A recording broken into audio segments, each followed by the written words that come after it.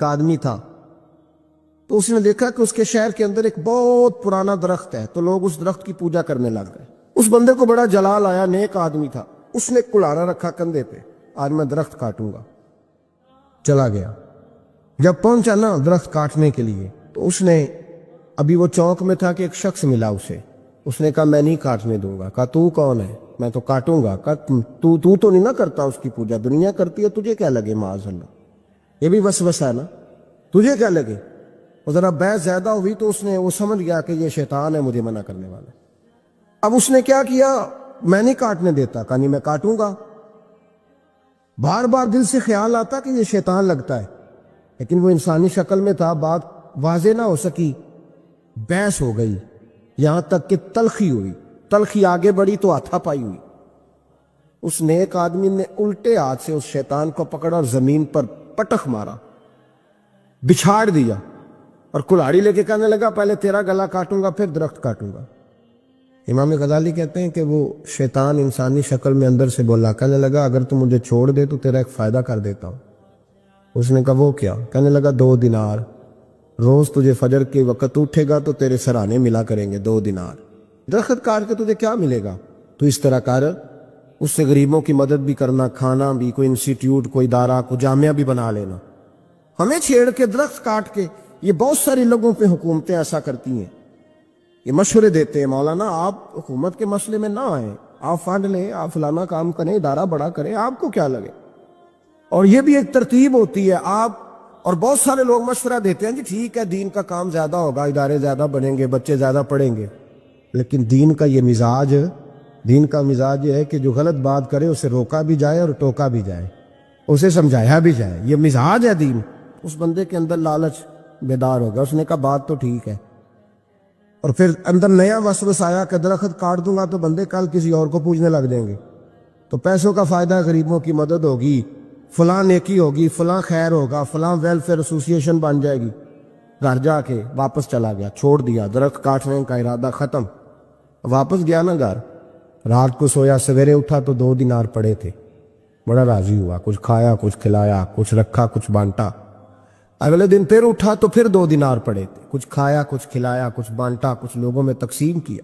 5-6 دن تو پیسے آتے رہے، 7ویں دن اٹھا تو کوئی شے نہیں تھی، 8ویں دن پھر کوئی نہیں تھی، 9ویں دن پھر کوئی شے نہیں۔ اب پھر کلاڑا اٹھا لیا، میں درخت کاٹوں گا۔ پھر چوک میں گیا، پھر شیطان انسانی شکل میں، اب پھر گفتگو ہوئی، میں کاٹوں گا۔ اس نے کہا اب نہیں تو کاٹ سکتا، میں لڑوں گا۔ کہا تو اب لڑ بھی نہیں سکتا۔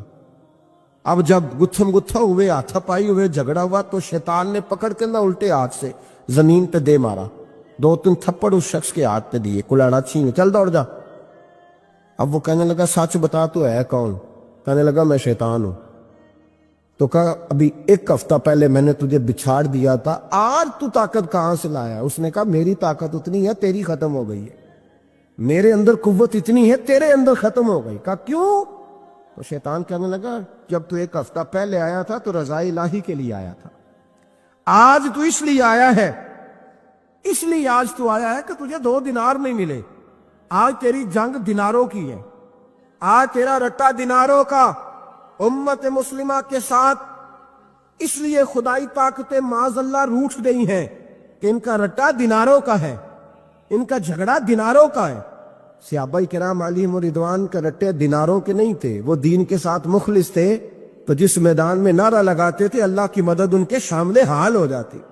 انہیں کہیں پسپائی نظر، میرے جیسے خطیب روزانہ تقریریں کرتے ہیں، سالوں بیت گئے، انقلاب نہیں۔ کیوں؟ اس لیے کہ رٹا جب تک ذات کا ہوتا ہے انقلاب نہیں آتا، جب ذات الہی اور رضا الہی سامنے ہوتی ہے، پھر اس میں اخلاص ہوتا ہے، تو پھر اس کی تاثیر ہوتی ہے، پھر اثر بن کے جملے دلوں میں اتر ہے۔ اس لیے حضور نے فرمایا ہے کہ اللہ نہ تمہاری جیب دیکھتا ہے نہ چہرہ دیکھتا ہے، وَلَٰكِن يَنْظُرُ إِلَىٰ قُلُوبِكُمْ، وہ جب دیکھتا ہے تمہارے دل دیکھتا ہے۔ جب انسان راضی بالرضا رہنے لگتا ہے نا، پھر وہ ہر روز نماز پڑھ کے تکلیف نہیں اسے ہوتی، پھر روز درود شریف پڑھ کے وہ یہ نہیں کہتا کہ چلو 2-4 چھٹیاں بھی کر لیں، پھر روزانہ تلاوت کر کے اسے کہیں دقت محسوس نہیں ہوتی، چونکہ اب وہ چاہتا ہے کہ جس حال میں میرا رب رسول مجھے رکھیں گے، جو حکم دیں گے، میں نے اس سے کوئی تنگی محسوس نہیں کرنی، میں نے اس کے مطابق چلنا۔ اور قرآن مجید نے ایک نیا انداز اختیار کیا سورہ مائدہ کے اندر، اس کی آیت نمبر 119 ہے۔ اللہ کریم نے فرمایا رضی اللہ عنہم ورضوا عنہ، صحابہ کی بات ہو رہی ہے، فرمایا وہ اللہ سے راضی ہے اور اللہ ان سے راضی ہے۔ حضرت سیدنا موسیٰ علیہ السلام نے عرض کی کوہ طور پہ جا کے، مولا میری قوم پوچھتی ہے کہ کوئی ایسا کام بتا جو ہم کریں تو ہم سے راضی ہو جائے۔ حضرت موسیٰ کی قوم کا خیال تھا کہ تہجد کا حکم آئے گا تو پڑھیں گے، صدقات کا حکم آئے گا تو دیں گے، جہاد کی بات ہوگی تو کریں گے۔ کچھ جو نیک لوگ تھے ان میں سے انہوں نے یہ پیغام دیا کہ مالک ہمیں بتائے کہ وہ کس کام پہ راضی ہوتا ہے، ہم وہ کام کریں تاکہ اللہ ہم سے راضی ہو جائے۔ حضرت موسیٰ کلیم کہتے ہیں میں نے عرض کی مولا میری قوم پوچھتی ہے کہ کون سا ایسا کام کریں کہ تو راضی ہو جائے، تو رب کریم نے ارشاد فرمایا موسیٰ کہتے میرا خیال تھا کوئی لسٹ ملے گی، لیکن مالک نے ایک جملہ کہا، ایک جملہ، اور تفسیروں کے دریا بہا دیے۔ عرش کے مالک نے فرمایا موسیٰ ان سے کہو جا کے کہ وہ مجھ سے راضی ہو جائے، میں ان سے راضی ہو جاؤں گا، مجھ سے راضی ہو جائے۔ بندے اللہ سے راضی ہی نہیں راضی ہوتے۔ امام غزالی سے کسی نے پوچھا تھا، امام غزالی سے، کہ حضور اللہ کا بندے سے راضی ہونا کمال ہے یا بندے کا اللہ سے راضی ہونا کمال ہے؟ تو امام غزالی مسکرائے، فرمانے لگے رب تو بڑا ہی مہربان ہے، وہ تو بڑی جلدی راضی ہو جاتا ہے، وہ تو مسجد میں آ کے توبہ کرے تو اللہ راضی، کسی یتیم کے سر پہ ہاتھ پھیرو تو اللہ راضی، وہ تو کسی اندھے کو رستہ دکھایا تو اللہ راضی ہو گیا، وہ تو طوائف نے کتے کو پانی پلایا تو اللہ۔ امام صاحب فرمانے لگے یہ بندہ ہے جو اللہ سے راضی نہیں ہوتا، جس کے پاس اولاد نہیں وہ کہتا ہے چلو ایک بیٹی مل جائے تو میں راضی ہوں، بیٹی مل گئی تو کہتا اب ایک بیٹا بھی ملے تو پھر راضی ہوں، پھر کہتا ہے یہ دونوں اچھی تعلیم حاصل کر لیں تو پھر میں راضی ہوں، پھر کہتا ہے یہ بہت زیادہ پیسے کمائے تو پھر میں راضی ہوں۔ بہرحال راضی ہوتا، لیکن جو راضی ہو جاتا ہے نا، اللہ اکبر، جو اللہ سے راضی سکھی بڑا رہتا ہے، سکون میں بڑا رہتا ہے، مطمئن بڑا رہتا ہے، جو سمجھ لیتا ہے نا کہ جو میرے رب نے بہتر سمجھا وہ میرے اللہ نے مجھے۔ میں کبھی کبھی سوچتا ہوں کہ یار حضرت بلال حبشی نے کوئی عہدہ نہیں مانگا ساری زندگی، انہوں نے نہیں کہا مجھے بھی ایک صوبے کا گورنر بناؤ میری بھی خدمات ہے، مجھے بھی وزیر خزانہ بناؤ میرا بھی کچھ بنتا ہے۔ ایک دفعہ نہیں کہا سیدنا بلال حبشی رضی اللہ تعالیٰ عنہ نے کہ میری بھی کوئی ڈیوٹی ایسی ہونی چاہیے کہ مجھے چلو سپہ سالار ہی بنا دیا جائے۔ ساری زندگی مسجد میں جھاڑو دیا تو اسی پہ راضی رہے، ساری زندگی محبوب کے مہمانوں کا لنگر پکایا تو اسی پہ راضی رہے، ساری زندگی میرے محبوب علیہ السلام کے بچوں کی نوکری کی تو اسی پہ راضی رہے، راضی بالرضا رہے۔ حدیث پاک سنیے، نبی پاک علیہ السلام نے ایک دن صحابہ سے پوچھا کہ تم کیا سمجھتے ہو، اپنے دل کو جب پوچھتے ہو، دل پہ توجہ کرتے ہو تو کیا جانتے ہو؟ تو صحابہ کرنے لگے یا رسول اللہ جب ہم اپنے دل پہ توجہ کرتے ہیں تو ہم سمجھتے ہیں کہ اللہ نے ہمیں ایمان عطا فرمایا ہے۔ تو حضور نے فرمایا تمہارے ایمان کی دلیل کیا ہے؟ ایمان کی کوئی دلیل بھی تو ہوتی ہے نا، ہمارے زمانے میں تو کوئی دلیل نہیں، نماز نہیں پڑھتا پھر بھی میں مسلمان ہوں، روزہ نہیں رکھتا پھر بھی مسلمان، جھوٹ صبح سے شام تک، کہتا خبردار کسی نے مجھے ذرا بھی بات کی سب سے بڑا مسلمان میں ہی ہوں، بددیانتی، دھوکہ، فریب، فرار، لیکن خبردار کسی نے کوئی بات کی سب سے بڑا مفتی میں ہی ہوں۔ جرم سارے پائے جاتے، دلیل کیا ہے بھائی؟ اگر دیکھیں نا، اگر درخت ہے تو دلیل یہ ہے کہ پھل بھی ہے، شاخیں بھی ہیں، لیکن تو صاحب ایمان ہے تو دلیل کیا ہے؟ تو نبی پاک صلی اللہ علیہ وسلم نے صحابہ سے پوچھا کہ تم ایماندار ہو تو دلیل دو۔ تو بڑے خوبصورت تھے میرے محبوب کے تیار کردہ لوگ، عرض کرنے لگے یا رسول اللہ ایمان کی دلیل یہ ہے کہ اگر اللہ ہمیں نعمت دیتا ہے تو ہم شکر ادا کرتے، اگر کبھی مصیبت آتی ہے تو ہم صبر کرتے ہیں، اور یا رسول اللہ ہم اپنے رب کے ہر فیصلے پر راضی رہتے، ہم اپنے اللہ کے ہر فیصلے پر۔ اب حضور نے رزلٹ کا اعلان کیا تو میرے محبوب فرمانے لگے پھر سنو میں گواہی دیتا ہوں واقعی اللہ نے تمہیں دولت ایمان عطا فرمائی ہوئی، پھر واقعی اللہ نے تمہیں دولت ہے، اگر تم اپنے رب پر راضی ہو، اگر تم راضی ہو اس کام پر جس پہ اللہ نے تمہیں رکھا ہوا ہے، اگر تمہیں کسی کو دیکھ کر تکلیف نہیں ہوتی، اگر تم نہ حسد میں جلتے ہو، نہ بغض میں، نہ کینے میں، نہ تکبر میں، نہ احساس کمتری کا شکار ہوتے۔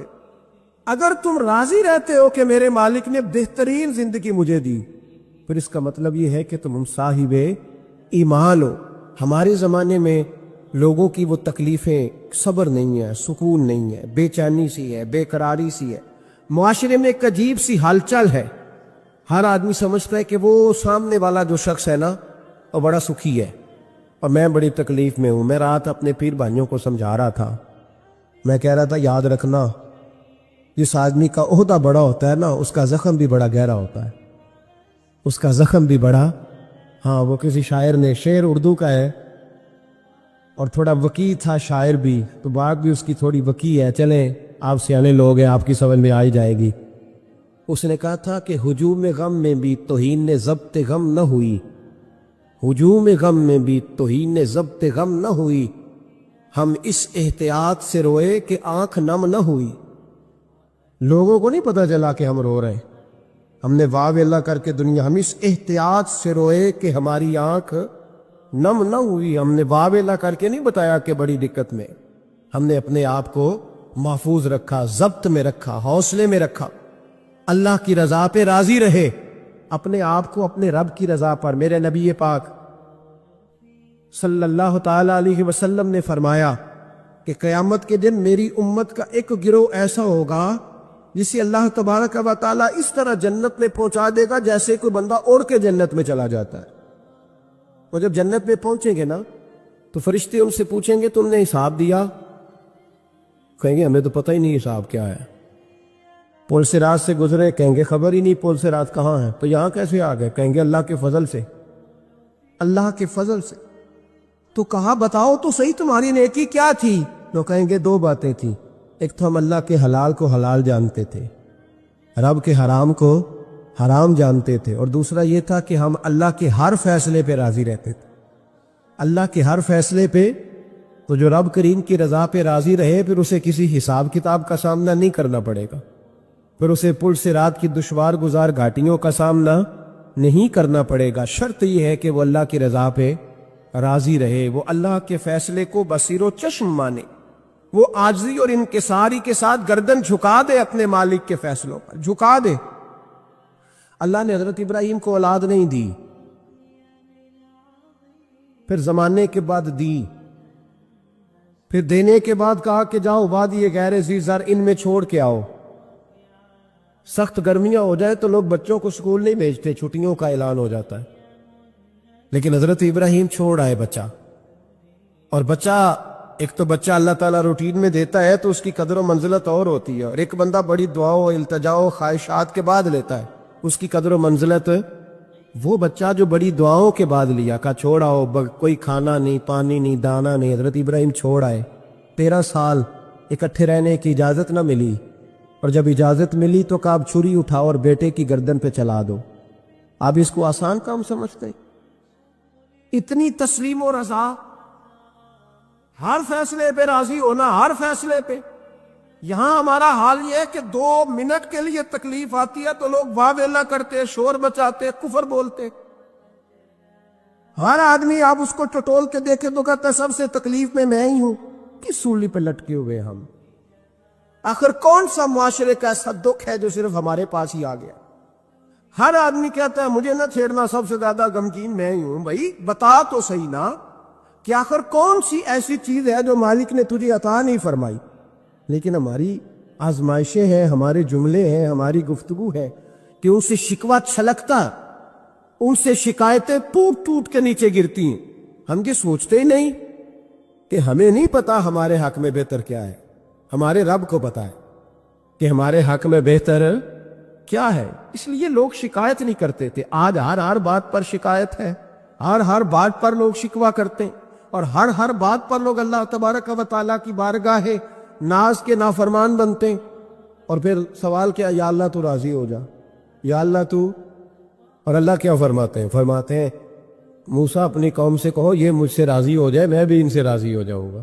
حضرت رابعہ بصری رحمۃ اللہ تعالی علیہ نا طبقہ صوفیاء میں ایک بڑی منفرد حیثیت رکھتی ہیں، علیحدہ ایک مقام ہے، اور ان کی زندگی بتاتی ہے کہ اللہ کی معرفت اور اب تبارک و تعالیٰ کا قرب صرف مرد کے لیے خاص نہیں، اگر عورت بھی توجہ کرے تو اللہ اسے بھی خزانے کھول کے عطا فرماتا ہے، اسے بھی اللہ خزانے کھول۔ حضرت رابعہ بصری اکثر نہ اولیاء اللہ کی مجالس میں جا کے بیٹھتی تھی، بیٹھتی پردے کے اندر تھی لیکن بیٹھا کرتی تھی۔ جو لوگ اس رستے کے مسافر ہوتے ہیں وہ بات کو سمجھتے ہیں کہ یہ گہرا معاملہ ہوتا ہے، کسی جگہ سے کوئی ایسی چیز ملتی ہے جس کو فوری طور پر طبیعت اور نفس قبول نہیں کرتا، لیکن جو صوفیاء ہوتے ہیں نا، سالکین طریقت، معرفت کے رستے کے مسافر، وہ چونکہ مسافر ہوتے ہیں تو انہیں جو بندہ بھی منزل کا رستہ بتاتا ہے وہ اس کی بات غور سے سنتے ہیں، اعتراضات نہیں کرتے، شکوے نہیں کرتے، بن کے نہیں بیٹھ جاتے۔ ہمارے زمانے میں مسافر نہیں ہیں طریقت کے، ہمارے زمانے میں یہاں مرید کامل ہیں یا پھر پیر ہیں جو مطلق العنان ہے، جن کے سامنے جو سوال ہی نہیں پیدا ہوتا کسی اور کی بھی سنے، ممکن نہیں۔ حضرت رابعہ بصری بیٹھی تھی۔ حضرت سفیان ثوری بہت بڑا نام ہے، یہ وہ شخصیت ہے کہ جب جایا کرتے تھے تو اولیاء اللہ کھڑے ہو کے ان کا استقبال کرتے۔ بغداد میں اتنا بڑا درجہ تھا ان کا۔ حضرت جعفر بن سلیمان بھی بیٹھے تھے، سفیان ثوری بھی بیٹھے تھے۔ تو حضرت سفیان ثوری دعا مانگنے لگے، جناب رابعہ بصری پردے کے اندر بیٹھی ہوئی تھی، دعا مانگنے لگے، اے اللہ مجھ سے راضی ہو جا، اے اللہ مجھ سے راضی ہو جا، اے اللہ مجھ سے۔ دیر تک دعا مانگتے رہے تو بی بی صاحبہ، مائی صاحبہ اندر سے بول پڑی ناراض ہو کے، کہنے لگی بس کر سفیان، کیا دعا مانگ رہا ہے تو، کب سے میں سن رہی ہوں، بس کر۔ کیا ہوا، تو کیوں ناراض ہوتی ہے؟ فرمانے لگی سفیان تو نے ایک بار بھی کہا، میں نے برداشت کیا، دوسری بار بھی کہا، بتائیے دعا ٹھیک ہے کہ نہیں ان کی؟ اے اللہ تو مجھ سے راضی ہو جا۔ اس دعا پہ ناراض ہوگی مائی صاحبہ، کہنے لگی تو نے ایک بار بھی مانگی تو میں چپ رہی، دوسری بار بھی مانگی تو اب تو چپ ہی نہیں کر رہا، بس کر۔ تو حضرت سفیان کہنے لگے چل میری اصلاح کر دے۔ تو مائی صاحبہ کہنے لگی تو یہ تو کہہ رہا ہے یا اللہ راضی ہو جا، یا اللہ راضی ہو جا، پہلے تو بتا تو اللہ سے راضی ہے؟ پہلے اپنے نفس پر نظر ڈالنا، تو راضی ہے؟ روز نہیں مانگتا کہ 2 کروڑ چاہیے، 6 کروڑ چاہیے انسان کا نفس، روز نہیں کہتا بڑی گاڑی چاہیے، روز نہیں کہتا میرے بھی ٹھاٹ باٹ ہو، میں بھی بڑی گاڑی میں کھڑے ہو کے لوگوں کو ہاتھ لہرا کے لیڈر بنوں، روز نہیں کہتا میرا بھی بڑا نام ہو، پہلے بتا نا تو راضی ہے؟ حضرت سفیان ثوری نے جب بات سنی تو جھگڑا نہیں کیا بلکہ اللہ اکبر کہا، چیخ مار کے رونے لگے، کہنے لگے رابعہ تو سچ کہتی ہے، ابھی تو میں اس منزل تک نہیں پہنچا کہ میں رب سے راضی ہو جاؤں تو میں اسے راضی کرنے چلا ہوں، تو سچ کہتی ہے۔ قریب ہی حضرت جعفر بن سلیمان بیٹھے تھے، وہ بی بی رابعہ کے پاس گئے، کہنے لگے مائی صاحبہ مجھے تو بتا دے آخر بندہ اللہ سے راضی ہوتا کب ہے، یہ منزل شروع کب ہوتی ہے؟ تو آپ فرمانے لگی اس وقت کہ بندے کا جو حال نعمت ملنے پہ ہوتا ہے نا، جب وہی حال اس کا مصیبت آنے پہ ہو تو پھر سمجھو وہ اپنے رب سے راضی ہو گیا، پھر وہ اپنے رب سے۔ یہاں لوگ راضی نہیں ہیں، نہ شریعت کے حکم پر راضی ہیں معاذ اللہ، نہ دین کے آنے پر راضی ہیں، نہ نفاذ شریعت پر راضی ہیں، نہ لوگ اپنے ہر معاملے میں۔ دیکھیں نا کبھی کبھی تکلیف ہوتی ہے، کئی دفعہ لوگ بات پوچھنے آتے ہیں تو دل کرتا ہے انہیں ڈانٹ چھڑک دیں گے۔ طلاق کا مسئلہ پوچھنے کے لیے لوگ عالم کے پاس آ جائیں گے، طلاق کا مسئلہ پوچھنے۔ سوال یہ ہے کہ تو نے شادی سے پہلے کسی عالم سے رابطہ کیا تھا کہ مجھے بتائے بیوی کے حقوق کیا ہیں، اس کے ساتھ وقت گزارنا ہے میں نے تو کس طرح کے حقوق میں نے ادا کرنے ہیں، شریعت مجھے کیا حکم کرتی ہے؟ پوچھا تھا کسی عالم سے؟ دین کی ضرورت پڑی تو دین کے پاس آئے، لیکن دین کو عمل کرنے کے لیے کبھی حاصل ضرورت پڑی تو آ گئے، حاجت ہوئی تو آ گئے، طبیعت لگی تو آ گئے۔ میں درجنوں بار کہہ چکا ہوں کہ جب کسی آدمی کے پاس لاکھوں روپیہ ہوتا ہے تو کسی پیر کے پاس نہیں جاتا کہ حضرت صاحب بڑے پیسے ہیں بتائیں شکر کیسے ادا کروں، لیکن جب ذرا دقت آتی ہے، حالات خراب ہوتے ہیں تو ہر پیر کا دروازہ کھٹکھٹاتا ہے، کہتا ہے کوئی تعویذ دے دے۔ تو بتا جب تیرا دین کے ساتھ صرف تکلیف کا رشتہ ہے تو راضی بالرضا کب ہوگا؟ کب تو راضی ہوگا اپنے رب کے معاملات میں؟ کب تو راضی ہوگا؟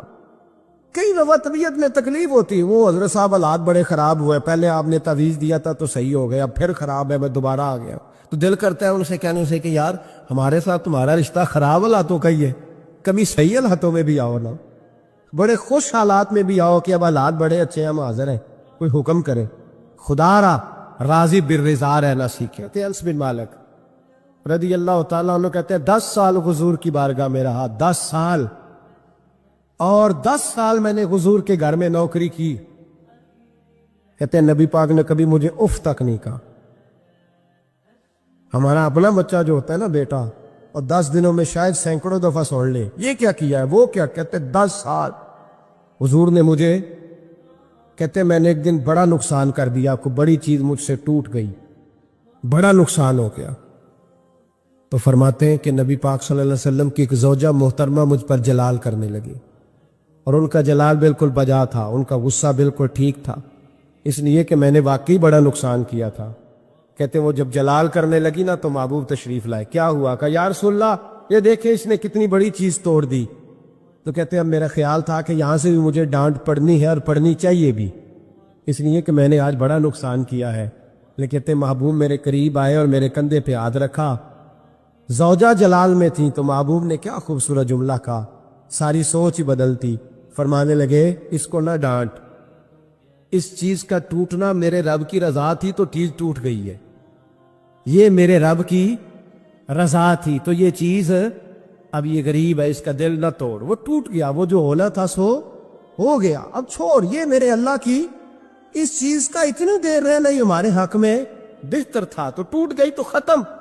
کہتے بڑا جلال تھا محبوب کی زوجہ کو، لیکن انہوں نے جب بات سنی تو پھر مصطفیٰ کریم کا گھرانہ، پھر حضور کی ازواج پاک، مومنوں کی مائیں، کہتے ہیں اسی وقت وہ بیٹھیں اور انہوں نے میری طرف بڑی شفقت کی نظروں سے دیکھا، اور ان کے غصے کو میں نے پیار میں بدلتے دیکھا۔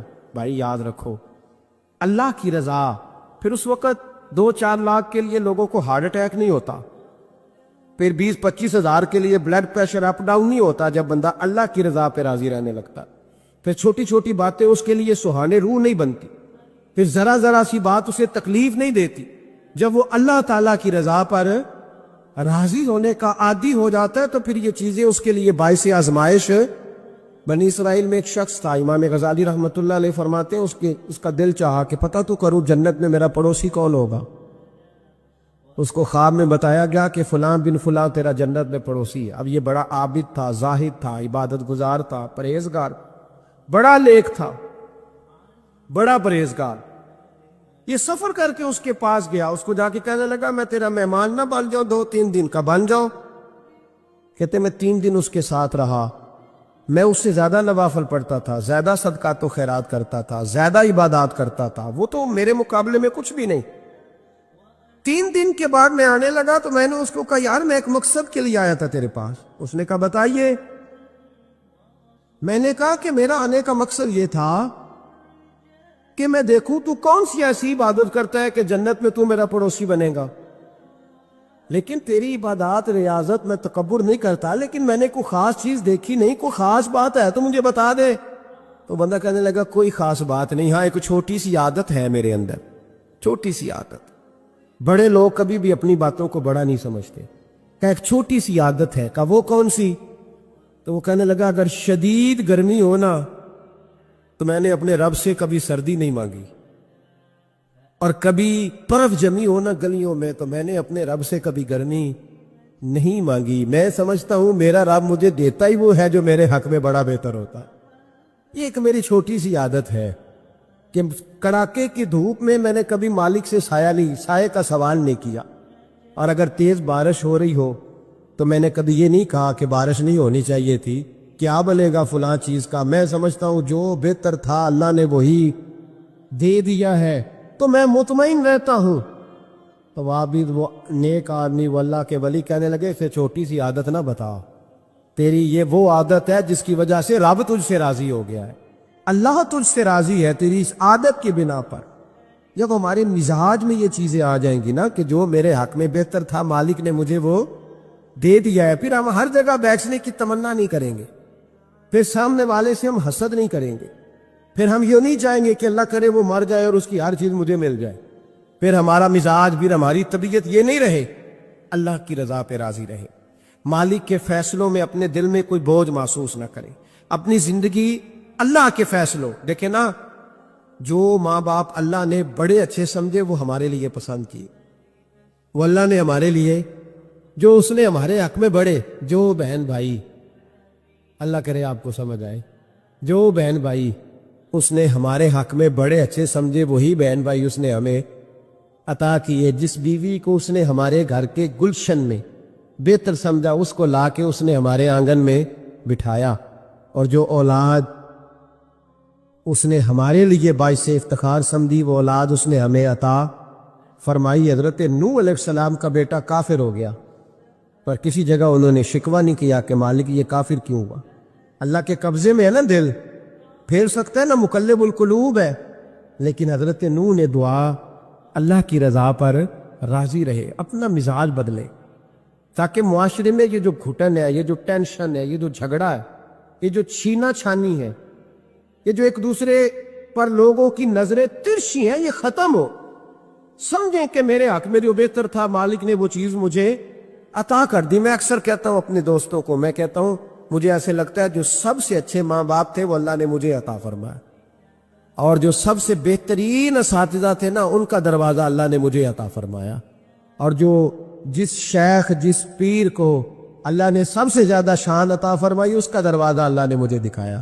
اور اس کے بعد اتنے تابع دار شاگرد میں نے کسی کے نہیں دیکھے جتنے مجھے ملے، اور اتنے وفادار پیر بھائی اور مرید میں نے کسی کے نہیں دیکھے جتنے مجھے ملے.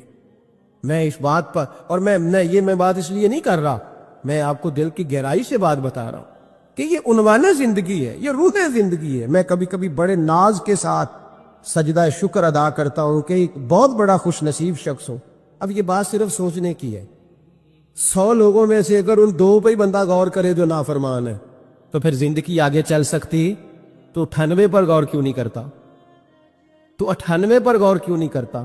اگر کسی شخص کے ساتھ تیرے 20 سال گزرے اور تو صرف اس ایک دن کو یاد رکھے جس دن میں اس نے تکلیف دی تھی تو پھر یہ تیری زیادتی ہے. تو باقی ان دنوں کو کیوں نہیں یاد رکھتا جن دنوں میں اس کے تیرے ساتھ محبت والا معاملہ فرمایا، خدمت والا، راضی دل رضا کا مزاج بنائے. یہ مسلمان کے ایمان کا حسن ہے، یہ مسلمان کے کردار کا کمال ہے، یہ مسلمان کی سوچ کا بلند معیار ہے، یہ مسلمان کا اعلیٰ مقام ہے. حضرت عبداللہ ابن عمر کا بیٹا بیمار ہو گیا. بڑے پیارے ہوتے ہیں نا بیٹے. آپ بڑے پریشان تھے، شدید پریشان. صحابہ کہتے ہیں ہم نے آپ کو بڑی تکلیف میں دیکھا، کبھی اس حکیم کے پاس، کبھی اس حکیم کے پاس، کبھی اس جگہ، کبھی اس جگہ. کچھ دنوں کے بعد بیٹا انتقال کر گیا. لیکن کہتے ہیں جب ہم تعزیت کے لیے گئے تو ہم نے ان کے چہرے پر بہت ساری سکون کو، بہت ساری راحت کو دیکھا. بیٹا انتقال کر گیا. جب وہ بیمار تھا تو پریشان تھے، اب جب انتقال کر گیا تو سکون میں. تو کہتے ہم نے ان سے سوال کیا کہ حضور اس وقت آپ پریشان تھے، انتقال کے بعد تو لوگ زیادہ پریشان ہوتے ہیں، اب آپ سکون میں ہیں. تو آپ فرمانے لگے جب تک میری ڈیوٹی تھی میں پریشان تھا، خدمت کر رہا تھا، نوکری کر رہا تھا. اب میں اسے اس کے پاس چھوڑ آیا ہوں جو مجھ سے بہت زیادہ اس کا خیال رکھنے والا ہے، جو مجھ سے کئی 1000 گنا بڑھ کے اس پر توجہ کرنے والا. اب مجھے پریشانی، اب میرا قریب مجھ سے کہیں بڑھ کر اس کا خیال رکھے گا، اسے سکون دے گا، اسے راحت دے گا. اور میں اپنے رب کے فیصلے پر بڑا راضی ہوں. اس نے جو بہتر سمجھا اس نے میرے حق میں وہ فیصلہ. حضرت ابن وقاص رضی اللہ تعالیٰ عنہ بڑے مستجاب الدعوات بزرگ تھے، مستجاب الدعوات. حضرت عبداللہ بن صائب رضی اللہ تعالیٰ عنہ فرماتے میں حج کرنے گیا تو میں طواف وداع کرنے گیا. حج کا آخری رکن ہوتا ہے، پس آتا ہے نا آفاقی حاجی تو طواف وداع کرتا. کہتے جب میں طواف وداع کرنے گیا تو طواف وداع کے موقع پر میں نے دیکھا کہ جتنا رش حجر اسود کے پاس ہے اتنا ہی حضرت ابن وقاص کے پاس بھی ہے. شاید سمجھ نہیں ہے یہ آپ کو میری بات. حجر اسود کے پاس بہت بڑا رش ہوتا ہے، ہر آدمی کی خواہش ہوتی ہے بوسہ لینے کی. تو جتنے لوگ وہاں کھڑے تھے اتنے ہی لوگ حضرت سیدنا ابن وقاص رضی اللہ تعالیٰ عنہ کے پاس بھی کھڑے تھے. تو کہتے مجھے تعجب ہوا. عبداللہ بن صائب کہتے میں بھی ان کے پاس جا کے بیٹھ گیا تو میں نے دیکھا کہ وہ نابینا ہے، آنکھوں سے نظر نہیں آتا. لوگ ان کے پاس دعائیں کرانے آ رہے ہیں اور فرماتے میں نے عجیب حال دیکھا، بیمار ترین شخص ان کے سامنے آ کے بیٹھا، حضور میرے لیے دعا کر دے۔ تو فرماتے انہوں نے دعا کے لیے ہاتھ اٹھایا تو وہیں اسی وقت میں نے دیکھا اللہ نے اس بندے کو شفا کا فرمایا۔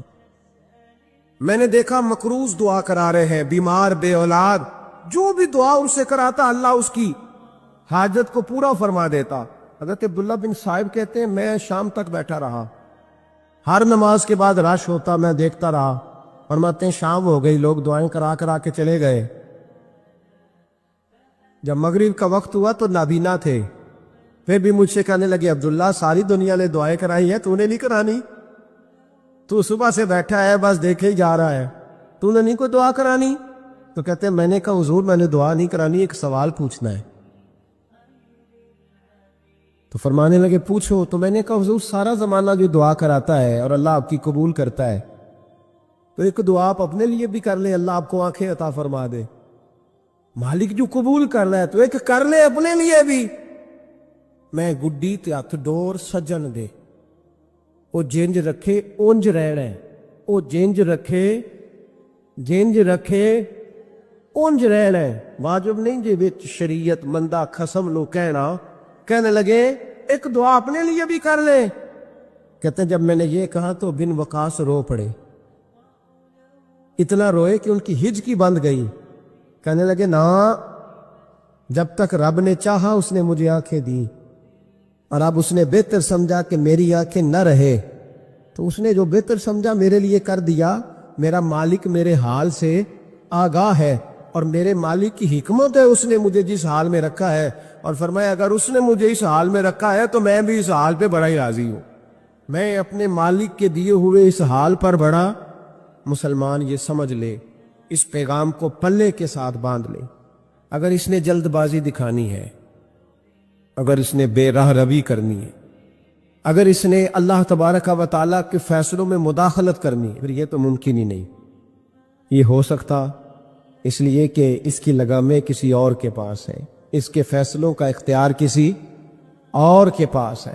اپنے آپ کو اپنے مالک رضی اللہ عنہم ورضوا عنہ ذالک الفوز العظیم، اللہ فرماتے ہیں میں ان سے راضی ہوں، وہ مجھ سے راضی ہیں، اور یہ بہت بڑی کامیابی۔ اپنی زندگی میں اللہ کے فیصلوں پر راضی ہونا سیکھیں، راضی ہونا سیکھیں۔ رب کریم کے فیصلوں پہ راضی ہونے کی عادت بنے گی تو ایمان مضبوط ہوگا، توکل مضبوط ہوگا، اللہ تبارک و تعالیٰ کی ذات پر بھروسہ مضبوط ہوگا، حضور کی غلامی میں پختگی آئے گی، شب و روز سکون کے ساتھ گزریں گے، زندگی اطمینان والی ہو جائے گی۔ بہت سارے لوگ ایسے ہوں گے جو آپ کو رزق کی نظر سے دیکھیں گے۔ شرط یہ ہے کہ یہ ارادہ کر لے، یہ ذہن بنا لے کہ جو میرے حق میں بہتر تھا میرے رب نے مجھے عطا فرما دیا، اور جو اللہ نے مجھے نہیں نہ دیا وہ میرے حق میں بہتر نہیں تھا۔ اس ارادے کو جب آپ پختہ کریں گے پھر ایمان آپ کو بڑی لذت دے گا، دین آپ کو بڑا سکون دے گا۔ اللہ سمجھنے کی توفیق عطا فرمائے۔